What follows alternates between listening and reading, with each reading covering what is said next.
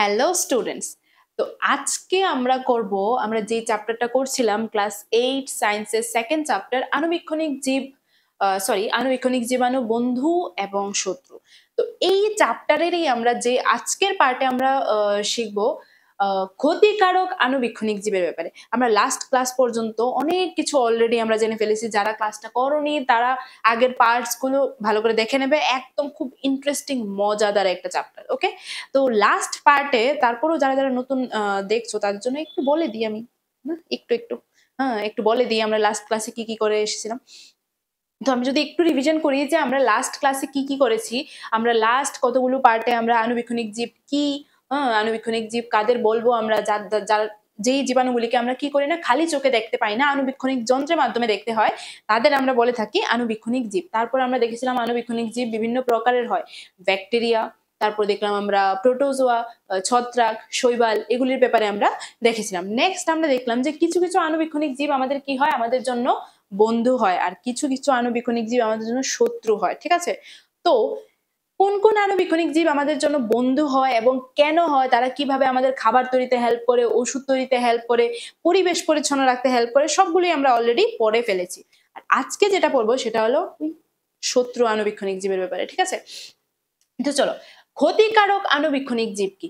যেরকম আমরা দেখেছি যে কিছু কিছু আণুবীক্ষণিক জীব আমাদের হেল্প করে, সেম ভাবে কিছু কিছু আণুবীক্ষণিক জীব আমাদের দেহে প্রবেশ করে, আমাদের বিভিন্ন ধরনের আমাদের দেহে রোগ সৃষ্টি করে। শুধু আমাদের দেহে না, বিভিন্ন গবাদি পশু বলো, বিভিন্ন উদ্ভিদের দেহেও তারা কি করে, বিভিন্ন ধরনের রোগ সৃষ্টি করে। আর যেই আণুবীক্ষণিক জীবগুলি, যে শত্রু আণুবীক্ষণিক জীবগুলি আমাদের দেহে বা বিভিন্ন গবাদি পশু দেহে বা বিভিন্ন উদ্ভিদের দেহে রোগ সৃষ্টি করে, তাদের আমরা বলে থাকি, তাদের জন্য একটা স্পেশাল নাম আছে। জানো এই স্পেশাল নামটা কি? এটা হলো প্যাথোজেন। কি বললাম আমি? প্যাথোজেন। রোগ সৃষ্টিকারী যে আণুবীক্ষণিক জীবগুলি থাকে, ওই আণুবীক্ষণিক জীবগুলিকে আমরা বলে থাকি কি? প্যাথোজেন। ওকে, তোমাদের কিন্তু কোশ্চেন আসবে, তারপর কিন্তু বলবে না আমি বলিনি যে কোশ্চেন আসবে না। তোমাদের এখান থেকে একটা কোশ্চেন আসবে যে প্যাথোজেন কি, তখন আমরা কি বলবো? যেই সব রোগ সৃষ্টিকারী যেসব আণুবীক্ষণিক জীবগুলি আছে সেগুলিকে আমরা কি বলে থাকি? প্যাথোজেন বলে থাকি। এদের কেউ, এবার তারা কি কিভাবে ক্ষতি করে? কেউ আমাদের দেহে প্রবেশ করে, আমাদের দেহে বিভিন্ন রোগ সৃষ্টি করে। কেউ গবাদি পশু বা অন্যান্য পশু পাখির দেহে প্রবেশ করে, ওই তাদের দেহে রোগ সৃষ্টি করছে। কেউ আবার বিভিন্ন উদ্ভিদের পাতা এইসবগুলিকে নষ্ট করে ফেলছে, কেউ কেউ আবার কোনো ফসল নষ্ট করে ফেলছে। তো এরকম কেউ কেউ আবার আমাদের খাবার কেউ নষ্ট করে ফেলে, এটাও আমরা পড়বো।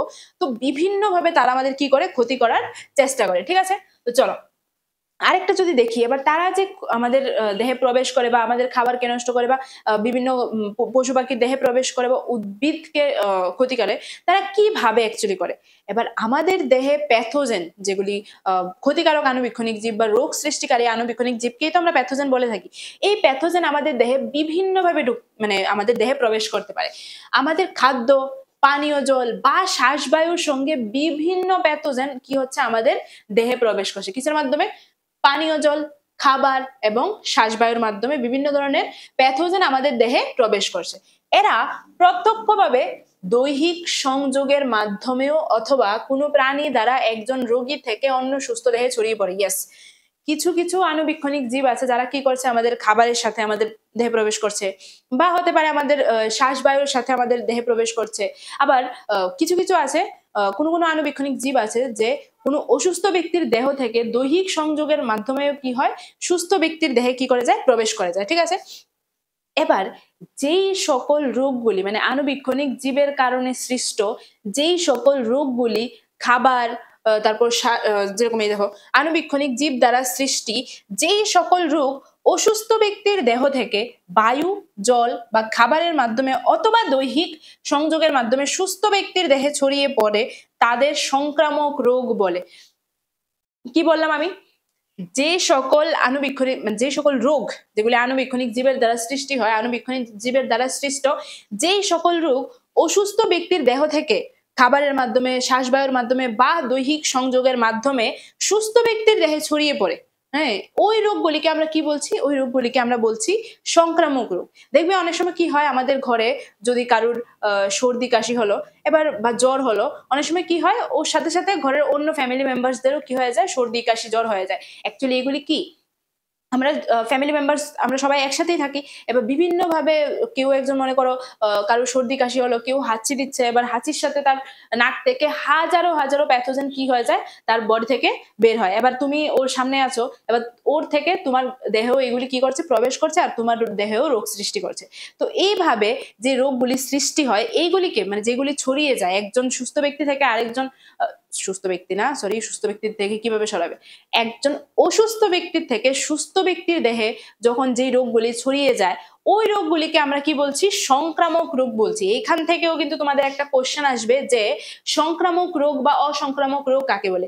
যেই আণুবীক্ষণিক জীব দ্বারা সৃষ্ট, মানে আমি আনসারটা বলছি যে তোমরা কি আনসার করবে। আণুবীক্ষণিক জীব দ্বারা সৃষ্ট যেই সকল রোগ, কি বললাম আমি, আণুবীক্ষণিক জীব দ্বারা, তোমরাও রিপিট করবে আমার সাথে, আণুবীক্ষণিক জীব দ্বারা সৃষ্ট যেই সকল রোগ অসুস্থ ব্যক্তির দেহ থেকে বায়ু, তারপর জল বা দৈহিক সংযোগের মাধ্যমে সুস্থ ব্যক্তির দেহে ছড়িয়ে পড়ে বা প্রবেশ করে, ওই সকল রোগগুলিকে আমরা কি বলে থাকি, সংক্রামক রোগ বলে থাকি। কি বললাম আমি, যে আণুবীক্ষণিক জীব দ্বারা সৃষ্ট যে সকল রোগ কি হচ্ছে, অসুস্থ ব্যক্তির দেহ থেকে বায়ু, জল বা দৈহিক সংযোগের মাধ্যমে সুস্থ ব্যক্তির দেহে প্রবেশ করছে, ওই সকল বা ছড়িয়ে পড়ছে, ওই সকল রোগগুলিকে আমি কি বলছি, ওই সকল রোগগুলিকে আমরা বলছি সংক্রামক রোগ। যেরকম কলেরা, সর্দি কাশি, জল বসন্ত, যক্ষা, এরকম কয়েকটি রোগের উদাহরণ। তোমাদের কিন্তু কোশ্চেন আসবে যে দুটি সংক্রামক রোগের উদাহরণ দাও, তখন আমরা বলতে পারবো সর্দি, জ্বর, তারপর দেখবে আমাদের যে পক্স হয়ে থাকে, যে গুটি বসন্ত, জল বসন্ত, এই সবগুলি কি ছোঁয়াচে রোগ বা সংক্রামক রোগ, যেগুলি একজন অসুস্থ ব্যক্তির দেহ থেকে দৈহিক সংযোগ বা তার আশেপাশে থাকলে বায়ু, তার শ্বাসবায়ু থেকে আমাদের সুস্থ ব্যক্তির দেহে কি হতে পারে, ছড়াতে পারে। ঠিক আছে।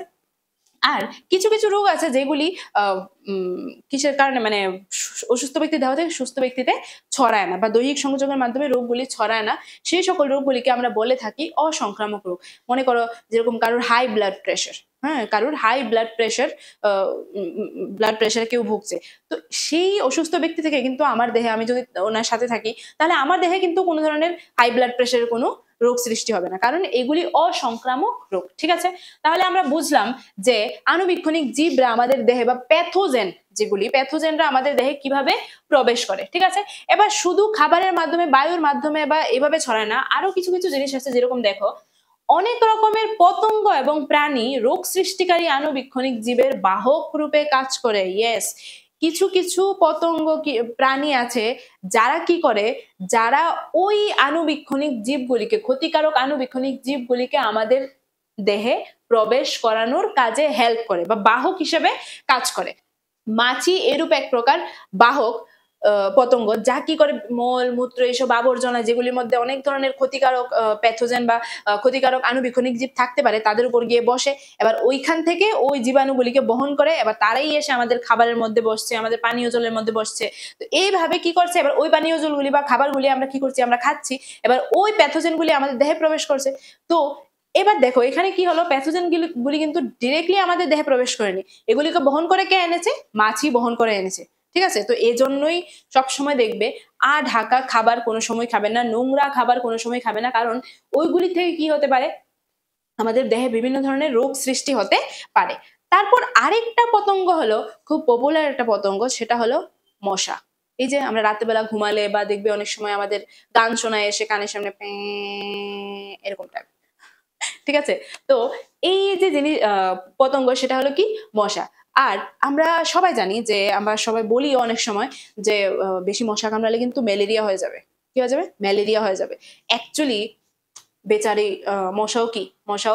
মশাকে সবাই দোষ দিচ্ছে, কিন্তু দোষ আছে, একটু একটু দোষ আছে, কিন্তু অ্যাকচুয়ালি তো সে রোগ ম্যালেরিয়া ছড়ায় না। সে কি করে, ম্যালেরিয়া হয় একটা প্রোটোজোয়ার কারণে, যেটার নাম হলো প্লাজমোডিয়াম। কি, প্রোটোজোয়ার নাম হলো প্লাজমোডিয়াম। এবার ওই প্রোটোজোয়াকে বহন করে নিয়ে আসে কে, আমাদের স্ত্রী অ্যানিফিলিস মশা। কে, স্ত্রী অ্যানিফিলিস মশা। এবার ওরা কিভাবে ছড়ায়, মনে করো কারুর দেহে কেউ ম্যালেরিয়া রোগে ভুগছে, এবার ওই মশাটা গিয়ে যখন ম্যালেরিয়া রোগীর ম্যালেরিয়া আক্রান্ত রোগীর দেহ থেকে রক্ত শোষণ করে। এবার ওই রক্তে ম্যালেরিয়ার পরজীবীগুলি থাকে। এবার ওই ম্যালেরিয়ার পরজীবীগুলি ওই স্ত্রী অ্যানোফিলিস মশার মধ্যে চলে আসে। এবার এটাই যখন একটা সুস্থ ব্যক্তিকে গিয়ে আবার সুস্থ ব্যক্তির দেহ থেকে রক্ত ইয়ে করতে যায়, তখন মানে রক্ত খেতে যায়, তখন কি হয়? ওই ম্যালেরিয়ার পরজীবীগুলি ওই সুস্থ ব্যক্তির দেহে প্রবেশ করে, তার দেহ কি করে? ম্যালেরিয়ার রোগ সৃষ্টি করে। তো আমরা দেখলাম মশা, মাছি এগুলি কি করে? বিভিন্ন প্যাথোজেন বা আণুবীক্ষণিক জীবের বাহক রূপে কাজ করে, যারা কি করছে? এগুলিকে এনে এনে আমাদের দেহে বিভিন্ন ধরনের রোগ সৃষ্টি করছে। আবার কোনো আণুবীক্ষণিক জীব আছে বিভিন্ন উদ্ভিদের দেহেও রোগ সৃষ্টি করছে, ঠিক আছে? তো এটাও আমরা পড়বো। এবার এখানে যদি আমরা দেখি আণুবীক্ষণিক জীব দ্বারা গঠিত মানুষের কিছু সাধারণ রোগ, ওকে, যেরকম যক্ষা। যক্ষা কার কারণে হয়? ব্যাকটেরিয়ার কারণে হয়। কিভাবে ছড়ায়? বায়ুর মাধ্যমে ছড়ায়। এবার এটা সাধারণ প্রতিকার কি হতে পারে?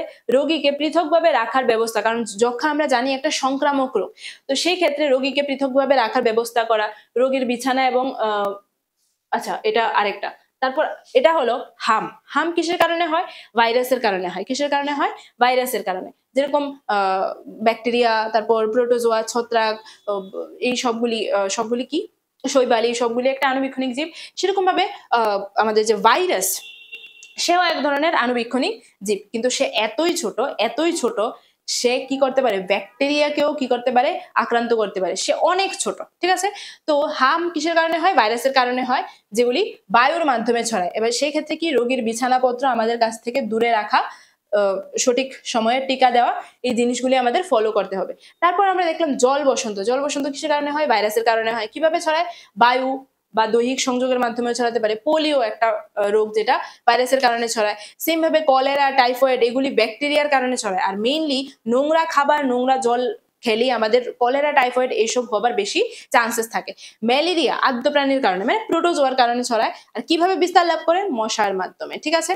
তো এগুলি হলো মানুষের দেহে সৃষ্টি হয় এমন কিছু রোগ, এবং কার কারণে সৃষ্টি হয়। নেক্সট আমরা দেখব উদ্ভিদের মধ্যেও কি বিভিন্ন ধরনের রোগ সৃষ্টি হয়, যেমন লেবুর ক্যাঙ্কার রোগ। ক্যান্সার না, ক্যাঙ্কার রোগ, ওকে। এটা কিসের কারণে হয়? এক ধরনের ব্যাকটেরিয়ার কারণে হয়। এবার কিভাবে ছড়ায়? বায়ুর মাধ্যমে ছড়ায়। এবার দেখো এই লেবুর গায়ে এরকম ছোপ ছোপ ছোপ ছোপ পড়ে যায়, এটাকে বলে লেবুর ক্যাঙ্কার রোগ, যেটা একটা ব্যাকটেরিয়ার কারণে হয়ে থাকে। তারপর গমের মরিচা রোগ, যেটা একটা ছত্রাকের মাধ্যমে বা ছত্রাকের কারণে হয়। এরকম গমের পাতার মধ্যে এরকম ছত্রাকের আক্রান্ত হয়ে পড়ে, ঠিক আছে? তারপর ঢেঁড়সের হলুদ শিরা মোজাইক রোগ। ঢেঁড়স পাতা দেখবে কোনো কোনো সময় এরকম হলুদ হয়ে যায়, একদম শিরা বরাবর ওই যে বেঞ্চ গুলি থাকে এই বরাবর কি হয়ে যায়? হলুদ হয়ে যায়। এটা কিসের কারণে হয়? এটা হয় আমাদের ভাইরাসের কারণে। কিসের কারণে? ভাইরাসের কারণে। আর ওটার বিস্তার লাভ কিভাবে হয়? পতঙ্গ, বিভিন্ন পতঙ্গ ওই ভাইরাসকে নিয়ে আসে বাহক হিসেবে, ঠিক আছে? তো কি দেখলাম আমরা? মানুষের মধ্যে হয়ে থাকে বা বিভিন্ন প্রাণীর মধ্যে হয়ে থাকে এরকম ধরনের কিছু রোগ দেখলাম, যেগুলি কিসের মাধ্যমে ছড়ায় বা কিভাবে ছড়ায়। আর দেখলাম আমরা কি বিভিন্ন আণুবীক্ষণিক জীব দ্বারা সৃষ্ট রোগ, যেগুলি উদ্ভিদের মধ্যে হয়। এখান থেকে কিন্তু তোমাদের কোশ্চেন আসে, যেমন লেবুর ক্যাঙ্কার রোগ আণুবীক্ষণিক জীবের কারণে হয়, গমের মরিচা রোগ, ঢেঁড়সের হলুদ শিরা মোজাইক রোগ এগুলি। তারপর মানুষের মধ্যে হয় এরকম কিছু কি হতে পারে? যক্ষা, কলেরা, টাইফয়েড, জলবসন্ত, হাম, এই সবগুলি আণুবীক্ষণিক জীবের কারণেই হয়। তাহলে আজকের ক্লাসে আমরা কি শিখলাম? আণুবীক্ষণিক জীবরা আমাদের কিভাবে ক্ষতি করে। আর সবচেয়ে ইম্পর্টেন্ট যেই আজকের টপিকটা থেকে যদি তোমাদের কিছু ইম্পর্টেন্ট কোশ্চেন আসে, সেটা হলো প্যাথোজেন কি। রোগ সৃষ্টিকারী আণুবীক্ষণিক জীবকে আমরা কি বলছি? প্যাথোজেন বলছি। নেক্সট আসতে পারে সংক্রামক রোগ কি। আণুবীক্ষণিক জীবের দ্বারা যে সৃষ্ট রোগগুলি, যেই সব রোগগুলি কি হয়? কোনো সুস্থ ব্যক্তির দেহ থেকে, আবার বলছি সুস্থ ব্যক্তি, অসুস্থ ব্যক্তির দেহ থেকে বায়ু, জল বা দৈহিক সংযোগের মাধ্যমে সুস্থ ব্যক্তির দেহে প্রবেশ করে, ওই ধরনের রোগগুলিকে আমরা বলে থাকছি সংক্রামক রোগ। তো তোমাদের কাজ কি? তোমাদের কাজ হলো এই সবগুলিকে ভালো করে নোট উঠিয়ে নেওয়া, আবার এগুলিকে রিভিশন করা। ক্লাসটা নিশ্চয়ই বুঝেছো। আর যারা যারা নতুন দেখছো তারা আগের পার্টস গুলিও দেখে নেবে কষ্ট করে একটু, ঠিক আছে? তো আবার নেক্সট ক্লাসে আমরা আরো কিছু ক্ষতি তারা করে, তারা অ্যাকচুয়ালি অনেক ক্ষতি করে আমাদের, ঠিক আছে? তো আরো কিছু কিভাবে আমাদের ক্ষতি করে সেগুলি নিয়েই আমরা নেক্সট ক্লাসেও আসছি।